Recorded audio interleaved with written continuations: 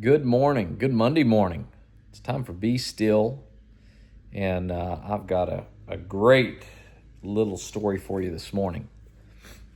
It's one of our favorite stories. It's an all-time favorite. But before we get started on that, let's talk about what we're going to apply this to today. If you've watched a lot of my videos, I talk a lot about being prepared. Let's relate this in a different way. Imagine you're going to build something. Well, before you can build anything, you need the tools, you need the materials, you need a blueprint or a plan sheet. You have to have the knowledge, the know-how to be able to build something. You have to know the tools that you need, the materials you need. You have to have all of those things. That's preparation. You have to have those things in order to be able to build or to do the things that you need to do. And so from a golf standpoint, it's very, very similar. You have to have the skill. You have to have the tools, being your golf clubs, golf ball. You have had to practice the different shots that are required for you to be able to get around the golf course in as few shots as possible. You have to be proficient in all areas, which means you've got to practice the right things. You got to practice for the right amount of time, smart practice, all those different things. You've got to prepare yourself as best as you know how.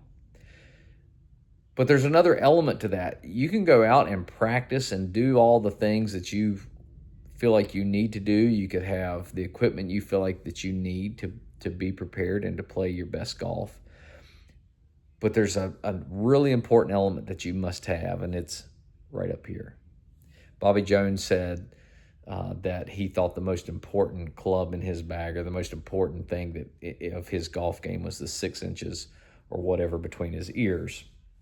And certainly as you get into elite golf or competitive golf, that's the case a lot of times, because all those players, as you saw this weekend, even though McIlroy was faltering in the first round and struggling, and guys are catching up to him, and then a little bit of up and down during the final round, he could not have done what he did without having some very, very strong mental capabilities to just slow himself down. And I had several people ask me this week, what do you think Rory's thinking? Or what would you tell Rory if you were his caddy? And I'm like, that's real simple. If I told you that you're going to be tied for the lead or in the lead of the Masters heading into the final round, would you be satisfied with that? And every golfer of any caliber would say, yes, I would be satisfied with that. I would love to be in the lead or tied for the lead heading into the final round of the Masters. That's exactly what I'd tell him, regardless of how well he played or didn't play or whatever. That would be my instructions, or that would be my word of encouragement to him. Remind him where he's at. Remind him the position he's in. He obviously prepared and had to do the right things to get there. He obviously had to have the mental capabilities, a strong mental capacity for him to be able to succeed well enough to get to that position. So unless he just lets something wreck his world or get him out of the routines or out of the processes in which he's rehearsed time and time and time again, then he's going to be in pretty good condition. So what story of great magnitude would I use to be able to illustrate this level of preparedness, this level of self-belief? And you know exactly where I'm going with this. It's David versus Goliath. Perhaps the ultimate best story of all time. The story in which things such as Rocky and some of these other movies were built upon. The small guy, the little guy going out and fighting the big beast, fighting the big strong warrior. And what does that look like? Well, if you, sorry if there's some background noise. I got people running through the house, kids and wife and everything else. If you think about this story, let me put it in perspective for you. You have David, who is a boy. I don't know how old he was. Let's just say he's around his teenage years. And then you have Goliath, who, as it tells us in 1 Samuel chapter 17, Goliath was a war veteran, 9 feet tall war veteran. He'd been fighting since he was a boy. And if he was 9 feet as a man, I could imagine he was a little bit taller and a little bit stronger than everybody else since he was a boy. So he's growing up and he's been in battle. And David is going out to provide some nourishment to his brothers who are out on the battlefield, and sees this Goliath talking all this trash. Basically, this is the ultimate sporting event type story here. He goes out there and he sees him talking all this trash, and he's like, "Who is this guy that thinks he's better than everybody else?" Basically, and he starts hearing word of the benefits of slaying this beast Goliath, and so he goes through and he's talking to all the right people, and it gets back to Saul, and he's like, "I'll fight this guy." And the king, Saul, at that time, he's like, "What do you mean? You're just a boy. This is a hardened veteran, a leader, a war leader. He's been fighting and battling since he was a young man. What could you possibly do to this guy?" And this is the preparation. Now, I'm not saying he was prepared for war, prepared for battle, but this is the example that he gave. David said, "Your servant has been keeping his father's sheep." This is in chapter 17 of Samuel, 1 Samuel, chapter 17, verse 34. "But David said to Saul, 'Your servant has been keeping his father's sheep. When a lion or a bear came and carried off a sheep from the flock, I went after it, struck it, and rescued the sheep from its mouth. And when it turned on me, I seized it by its hair, struck it, and killed it. Your servant has killed both the lion and the bear.'" He's using this saying, "I'm ready to go. I know I'm young." In his mind, he didn't see age as obviously an issue. He just felt, "I'm prepared. What are you talking about? This is just another beast way bigger than I am." And he continues on down through there, and eventually he says right here in verse 37, "The Lord who delivered me from the paw of the lion and the paw of the bear will deliver me from the hand of this Philistine." And Saul said to David, "Go, and the Lord be with you." Okay, so he thinks from a practice. Hey, do you have all the shots?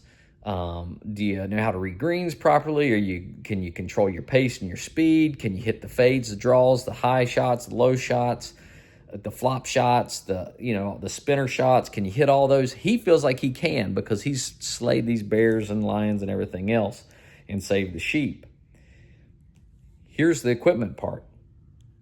Saul then dresses him up in his armor to go out to battle. And so David puts all this stuff on. Of course, it's way too heavy. It's way too big on him and everything else. He's like, "I can't wear this stuff." He's like, I wouldn't even know what to do. I've never worn stuff like this ever in my life, and you want me to go out there and fight battles? He's like, I don't need it. The boy knew what equipment he needed, and he knew that wasn't it. So he turned to what he knew best. So he grabs his sling, he grabs his 5 stones, and he takes off. Quick, nimble. He has a tool. He has the equipment that he needs, that he trusts, that he knows that he can use properly to his benefit, and he's probably super accurate with it and super talented with it. So he knows his limits, he knows his bounds, and he knows what he's capable of. Now he's getting into battle. He goes before Goliath, and Goliath is insulting insult after insult after insult. And you would think that this 9-foot tall person standing across a field shouting all these insults at a man's voice, at David, a small boy, you think he would cower and be like, "Oh, I'm afraid now that I'm in front of this guy." Nope. This is the self-belief part. He's like, he's basically, everything Goliath said to him about how he was going to tear him to pieces and everything else, David's like, "Nope. I'm going to get you. And when I do, I'm going to do everything you're saying to me, we're going to do to you. And we're going to do to the Philistine army." So enough talking.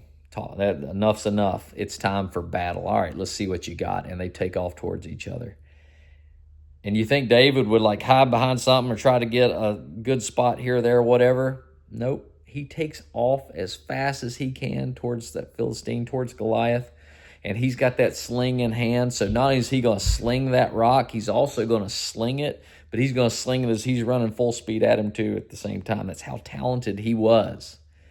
But it's also how much self-belief he had in his ability to be able to slay this giant, because he knew he was prepared, or at least he felt that he was. He knew he had the tools.